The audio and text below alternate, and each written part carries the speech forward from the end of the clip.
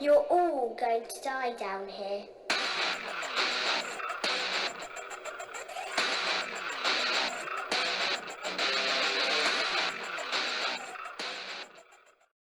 Hello everyone, my name is Don't Care My Name Is, and I'm back once again to talk about another horror movie franchise. No, it's not Friday the 13th. I was actually planning to do that with my fellow horror friend. Unfortunately, things kind of got out of control last week, and I was unable to do a video with my friend, but I promise we will do one together for this coming week. Maybe the weekend, we'll see. But for right now, I'm actually going to talk about another franchise, which was started off very promising, but unfortunately ended up going out with a huge whimper, and that's the Resident Evil franchise. So, Resident Evil is a 1996 game that was developed by Capcom and created by Tokaru Fujiwara.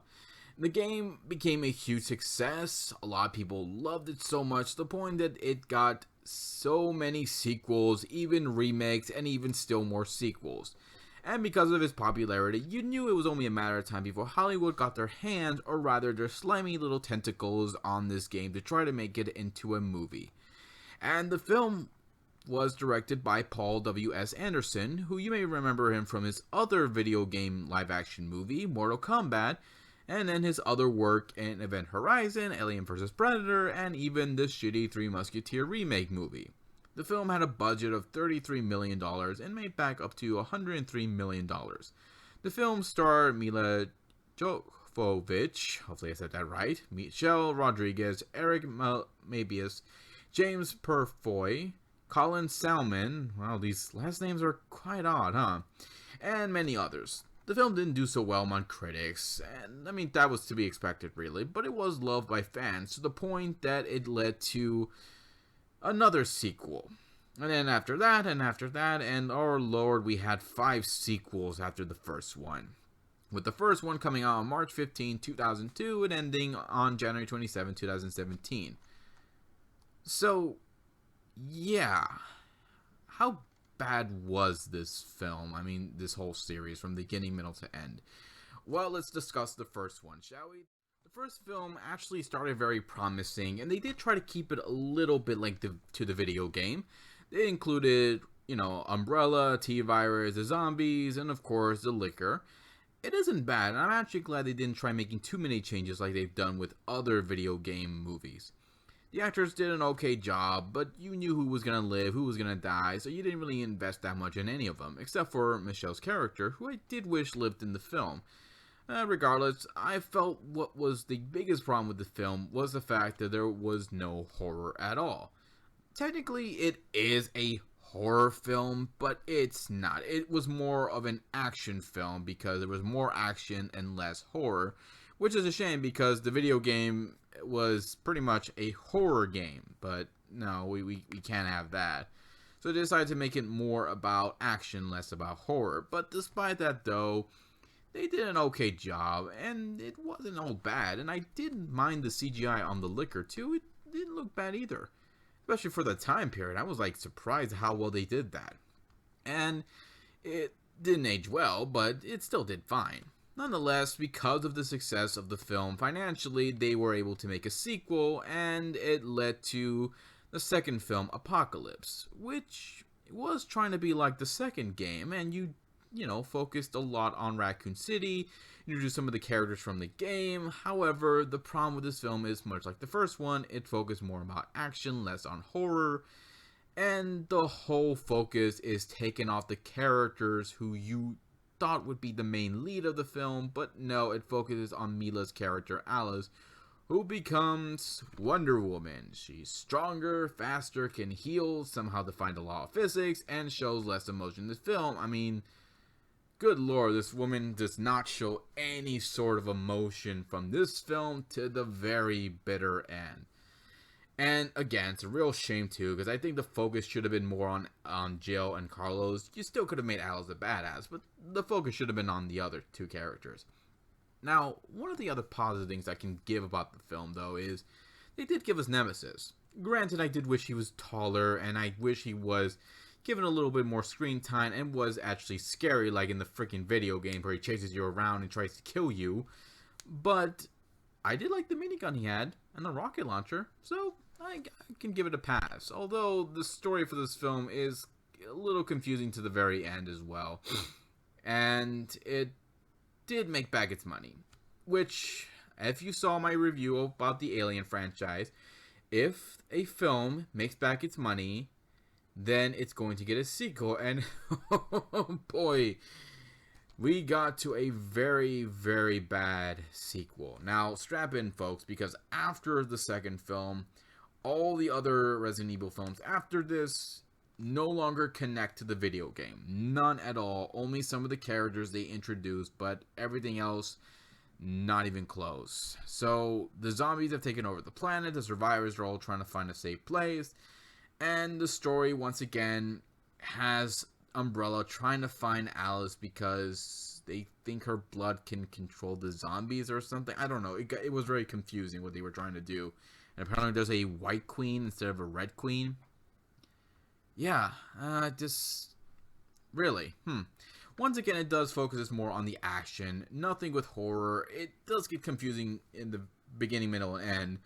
And they decided to make Alice OP as freaking hell, to the point she has psychic powers because movie science, I suppose.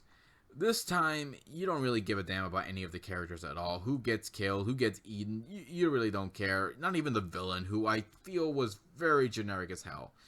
The action scenes also become ridiculous as well. I mean, my goodness, they're not as fun as they were in the last two films, and the CGI is very bad too. And of course, it led to a ending where apparently Alice has a ton of, clones who have psychic powers too. But don't worry, you're not gonna care what happens to them or if they're gonna succeed in taking down Umbrella, because in the fourth film, in the opening, all the clones die. Every single one of them die except for Alice, who survives, but then loses her powers and somehow survives death. Somehow. I don't know. She's now invincible, I guess. But anyways, the CGI for this film gets so horrible. It gets so bad because guess what they decided to do? Guess what they decided to do around that time period that this film came out? That all other horror films were trying to do as well. They decided to try making everything in 3D. Yes, 3D. They decided to make this film 3D, and unfortunately, it makes the action scenes look even more stupid, less realistic, and you stop caring about what's going on at all, because at this point, you know who's gonna live, you know who's gonna die, and you know that it doesn't really matter, because in the end, guess what happens? Because in the end, Umbrella comes after our characters, and in the opening, every one of the characters, except for a few, end up getting killed off. And my goodness, what the hell were they going with this fifth film? I actually ended up watching this in theaters. The other ones I actually watched on, DVD, but this one I actually went to see in theaters, and this was bad. So apparently the Red Queen's back, she's evil, she has an underground facility, somehow was able to make clones of the characters who died in the last films, who I'm sure all came back just to get a paycheck. Made Jill their brainwashed minion, who, by the way, they don't explain how they got to her or how she ended up becoming their minion. She's just there. Wesker is not evil. He's good. He's on our side, and the Red Queen wants to wipe out humanity. It's, that story should have been interesting, and that should have been the third film, but it's not. They decided to bring this out for the fifth film. So, yeah, the story is boring, it's long, I hated every bit of it, it made no sense, there's literally no horror in there, there's more CGI in this film than there's actual any type of horror, and the fight scenes all suck, they're so not fun anymore, they are all terrible, and also you don't care who lives in this, because if you've been following the formula of this Resident Evil franchise, then you know by the end of it, none of them are going to live. And sure enough, that's what we got to the last film, where the shark, we pretty much jumped the shark. The shark is now jumped off and left to another galaxy and moved to one that doesn't have this film in any part of its existence. So this film, once again, it opens up and Alice is the only survivor. All her friends are dead. Everyone's gone. This big ending that we got from the last film where we see these zombies, these monsters coming towards the White House. It looks like we're going to get to a big opening fight scene. That would have been exciting, would have been awesome, but no, everyone's dead. Everyone except Alice and Whisker, because for a reason I don't know. Everyone's gone. We don't get to see it at all. So the rest of the film, you stop trying to figure out what's going on because they decided to change everything. Everything you thought you learned from the last games, from last movies, everything you thought you figured out how they were all going to go, they decided to change it all. None of it is connected to this film, and they just throw everything out. So, yeah, I hate it when they do that. I also hate Alice so much at this point because she cannot just freaking die. She just has to survive somehow. And she's still bland and boring. The CGI is also bad. Like, it just gets so freaking bad every single time. And, oh, by the way, that little girl, she was connected to the last film? Yeah, she's dead too. Didn't mention it. She does not mention it at all. Ellis never mentioned her too. Oh well, who cares? So, yeah, everything in this film was just so bad from the beginning, middle to the end. And thankfully, it finally ended. But it didn't end with with the film going on a blaze of glory. It just ended in a huge whimper. And you just don't care. So, the Resident Evil franchise movies. Was it really good or bad? The first two films were actually decent. They actually did a good job.